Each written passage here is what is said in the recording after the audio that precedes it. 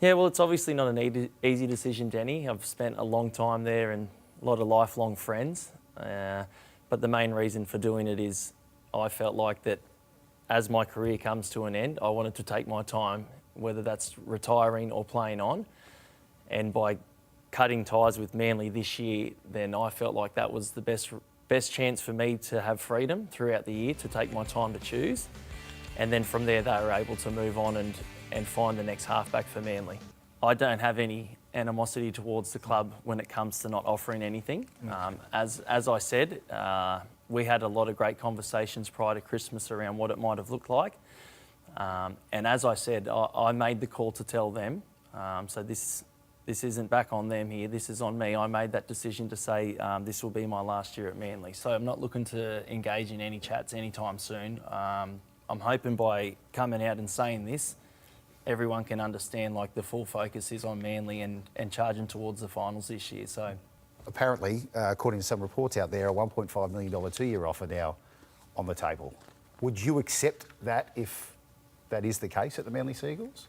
Look, and respectfully, no, because as I said, I've been sleeping on this decision since December. So I definitely want to play on. Like I'm never going to hide that. I love this game and I love playing footy, but I am very content to not have to make that decision anytime soon. If it was to end at the end of the year, I am so content with that part of it. But there is still a burning desire to keep going, mate, to be completely honest with you, but I'm not going to put that pressure on the decision anytime soon. I love playing State of Origin, so that's something that's going to be really hard for me to separate from, mate. So my heart's definitely in it still.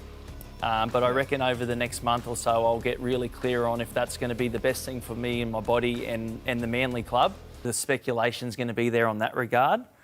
But as sort of Gus said, and that was really important to me, is making sure that the club can move on. That was really important to me. I didn't want anyone to think that I was holding the club to ransom in that aspect. So having them enough time to move on, I thought was really important. And then, you know, what's next? I honestly am open to walking away and calling it a day. But again, there's so much love and passion for the game of footy. So if I can keep going, I want to keep going. When the stuff comes out about the speculation that there's something wrong, there doesn't have to be something wrong. I've just made a decision. It's not going to make everyone happy, but the people that are really important to me are okay with it, and the messages of support are definitely overwhelming. It's nice.